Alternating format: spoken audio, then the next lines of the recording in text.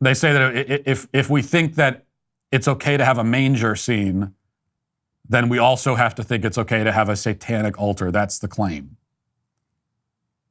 Right? That's the equivalent. So if we're opposed to BLM rioters torching a CVS, we have to also be opposed to a guy decapitating a satanic altar.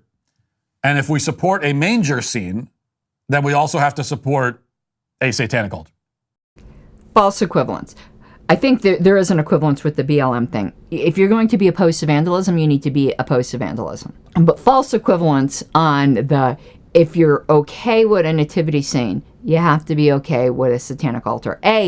Define okay doesn't mean you have to be happy about it. If he's defining okay as it needs to be allowed, that's one thing. But okay is such a vague word. But that's not the issue. The content of the scene is not the issue as far as like the specific religion. You have to go deeper. If you're okay with religious displays in government buildings, then you can't say just my religion or just religions I like. That's the level you need to go to. And there is an answer to this other than committing vandalism. Advocate to not have religious displays in public buildings, government buildings. I don't think we should be having government buildings, but that's the reality.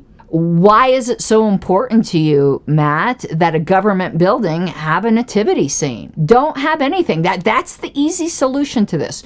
Don't have religious displays that are there merely for religious purposes. And I said sheerly as a religious display because I do believe in having historical displays in government property. And the fact is, the history of our country has a lot of Christian symbology in it. So on some of these displays that had the 10 Commandments, there were instances of it where I viewed it as a historical item, not as some explicit religious item. You can't wipe out the fact that our history is deeply religious and it's mostly a Judeo-Christian historical foundation. And you can't be tearing down historical displays, calling them religious displays because they're depicting the historical reality of our early country. So that's why I did kind of parse that out a little bit.